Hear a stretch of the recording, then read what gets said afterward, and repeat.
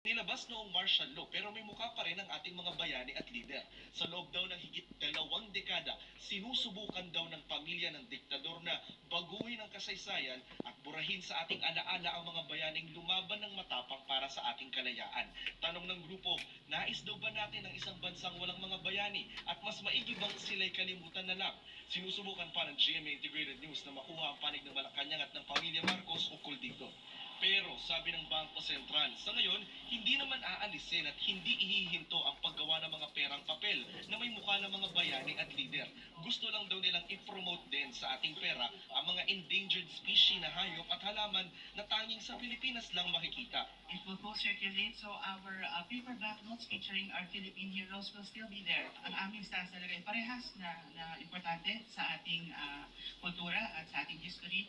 And so both are being honored and celebrated for banknotes. Hawak ko na itong mga bagong pera o polymer banknote series na ilalabas po ng Bangko Sentral ng Pilipinas simula sa Lunes. Now, i-compare natin itong bagong 500 peso bill dito sa lumang 500 peso bill. Isa sa mga features ito, para hindi mapeke, meron itong tinatawag na see-through window. Ito pong bulaklak sa gilid at itong BSP logo at Philippine seal sa kabilang gilid. Meron din itong metallic foil. Dito sa 500 peso bill, wala po niyan. Mas mahirap daw pekein yung ganito. Next, meron tong feature para sa mga visually impaired people.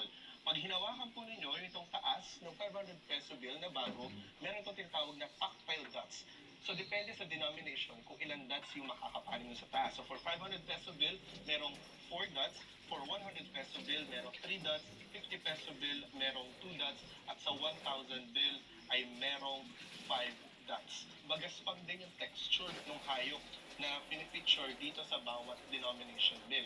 Sabi ng Bangko Sentral ng Pilipinas, itong mga bagong pera na gawa sa polymer ay pwedeng matupi, pwedeng manukol, pwedeng mabasa. Pero huwag po ninyong paplansyahin. Pumunta kami sa trabaho market sa Maynila at hiningi ang opinyon ng mga nagtitinda roon na laging humahawak ng pera. Mas pabor to kasi kahit mabasa to, hindi to mapunit.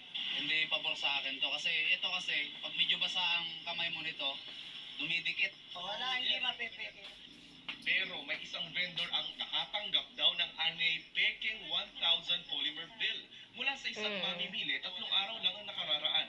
Yung para sa visually impaired, tuldok lang siya na white. Wala kang masasalat, hindi katulad nito, oh. Ramdam na ramdam mo. Tapos yung mga parang sticker dito sa pinaka-plastic, wala yung 1,000 dito. Tapos yung logo, yung agila, nararamdaman mo siya eh. Yung pagkakaano dito, wala parang naka-laminated ng plastic. Dinulog namin ito sa Bangko Sentral at ang kanilang payo, i-report ang hinihinalang peke pera sa pinakamalapit na bangko kaya sa mismong Bangko Sentral para raw kanilang masuri. Aminado ang BSP, kumpara sa perang papel, mas mahal ang gastos sa polymer banknotes na sa Australia pa natin ipinaimprenta. Pero mas matipid naman daw ito kalaunan dahil mas matagal magagamit. Sabi ng BSP, kada 10 taon ang standard ng pagpapalit ng disenyo ng pera. 2010 pa mula nung ilabas ang New Generation Banknote Series. And dahil ito sa gusto natin na we are advanced, mas advanced tayo. Para sa GMA Integrated News, Jonathan Andal.